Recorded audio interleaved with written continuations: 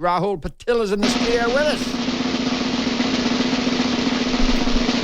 And again, if you don't know who Rahul is, he provided such brilliant coverage for us at the One-Day Cricket World Cup in India last year. The only New Zealand reporter to be there for the whole event. It's a real bummer that we couldn't get you over to the West Indies to watch this one. But here we go, my friend. We've been going for about a week now, okay? How many games have you watched? Each and every single one of them. Now, is there another person that you know or you know of, or do you know somebody that knows anyone that knows somebody in this country that has watched every single one of these games? So, look, you are in the perfect position to assess for us. Before we go back, rewind what's happened during the week and have a little look forward to what's going to happen this weekend.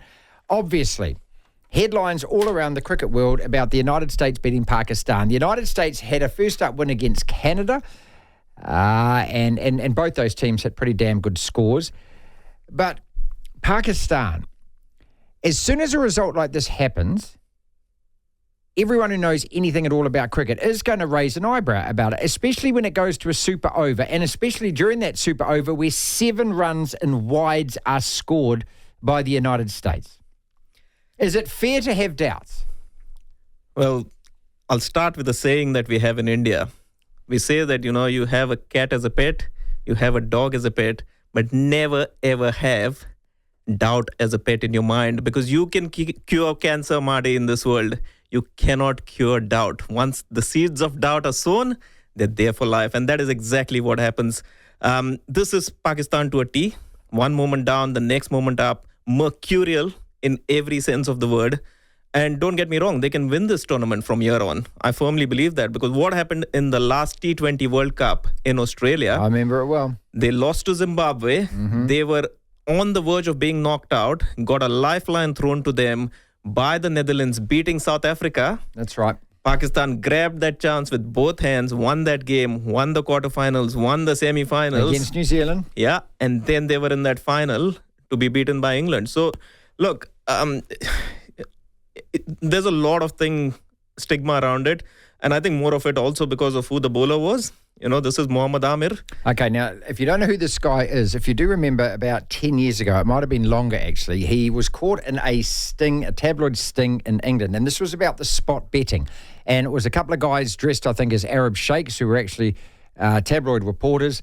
And one of them was on film saying, I can guarantee you tomorrow that there's going to be a no ball in this over and a wide in this over. And that was that young man bowling. He ended up getting sentenced to prison, didn't he?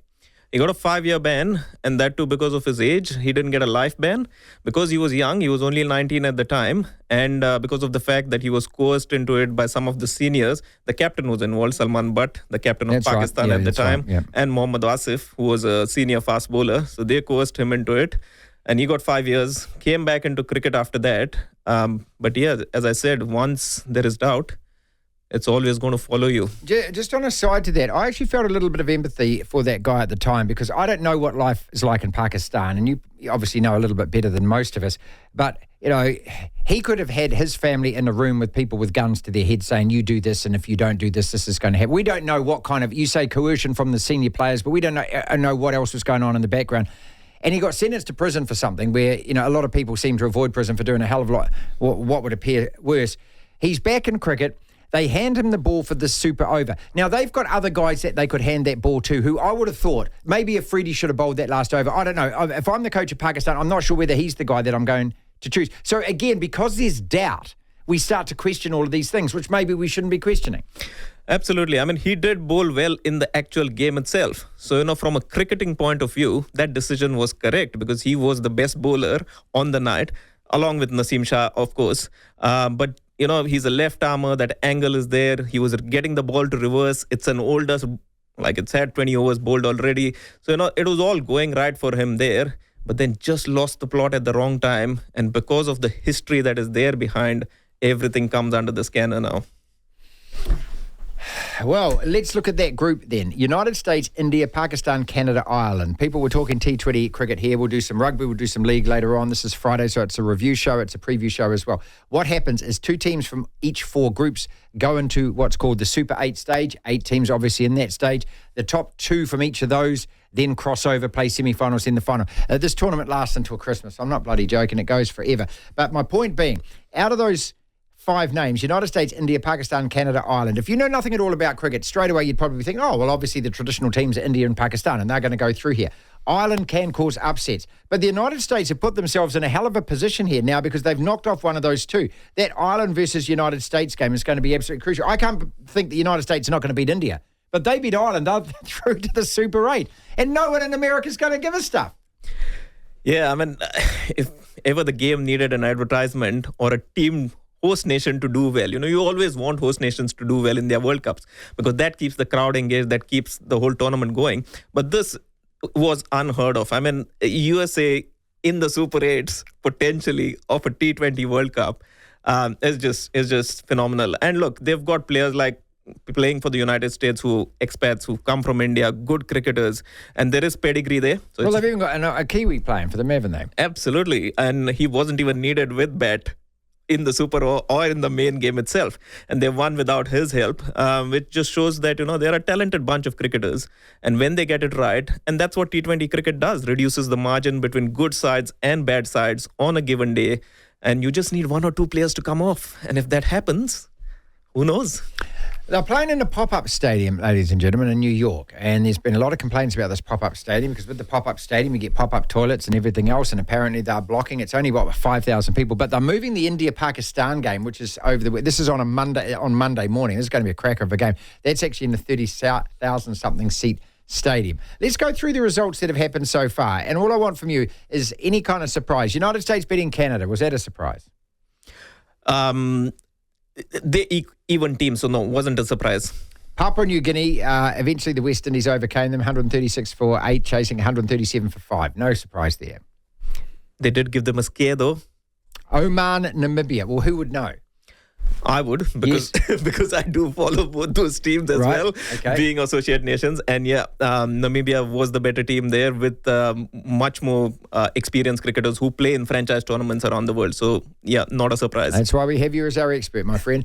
Sri Lanka out for 77. South Africa chasing that down 80.4 and 16.2 overs. Torturous, that game. Absolutely, and that is the pitch that came into question in that game, and the same pitch that India played Ireland on, because that was under 100 as well. But not a surprise. Sri Lanka, not their best team for the last couple of years at least. Afghanistan, who we play tomorrow morning at 11:30, 183 for 5. Uganda all out for 58. So I want to talk separately about Afghanistan in a second when they're playing us. Scotland and England, well, that got rained out, no result. The Jocks were looking pretty good. Nepal versus the Netherlands, 106 for Nepal. Netherlands chasing it down 109 for 4. Now, they've actually produced some pretty good results in white ball tournaments, the Netherlands. As we were saying earlier, that they did beat South Africa in the One Day Cricket World Cup and knock the Yarpies out of that. So they've got some, haven't they? Yeah, and a couple of Kiwis there as well in the Netherlands team. You've got Mr. Pringle there, playing for them, the left armour. And you've got our very own Wellingtonian playing for them as well, Logan Van Beek. Yeah, we've spoken to him a number of times, yeah. Yeah, so they've got some good cricketers in that bunch, and no surprises that they got one up over Nepal. And then you got Ireland versus India, and this was a match, again, you said that pitch, and a lot of complaints about it being dangerous. So the ball, and when they described this, and I was fascinated by this, because what they said was that it wasn't just the ball was searing off, it was doing all kinds of things. Some of them were skidding low like it was actually a bowling ball, and others were popping up past your head. So that is a really dangerous pitch. So this pitch now, it was prepared in Adelaide, transported to Florida, and then from Florida, that's where it got prepared, and then from Florida, it was transported to New York to be put in as a drop-in wicket there. But clearly, it's not had enough rolling, and it's not had enough game time on it for it to settle down. It's doing all kinds of stuff. Length balls hitting you on your elbow is never a good sign in cricket. And if they have the similar kind of wicket for India, Pakistan, it's going to be a lottery. So you reckon that's just simply because there wasn't enough prep time on this, And when you talk about that, it's been transported from Adelaide over to... Couldn't they just grow it in the States? Why couldn't they grow it there? So Adelaide's got a fantastic, all the drop-in pitches in Australia are made in Adelaide. So they've got a centre there that does this day in, day out.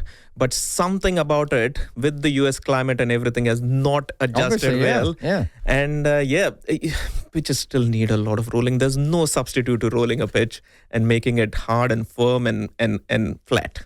So, okay, this is Rahul with us, and if you're wondering, what do you mean just by putting the heavy roller on it? I suppose it's the same as if you're building a brand new backyard in your house. You've just got to pound and pound and pound and pound that dirt down, don't you? And then you scrape some off the top, and then you put more on, and then you pound and pound and pound it again. That's essentially how you do it, isn't it? Yeah, and it needs to be compact, because as soon as there is some loose soil underneath, okay, you're getting the movement, and you're getting the uneven bounce, you're getting things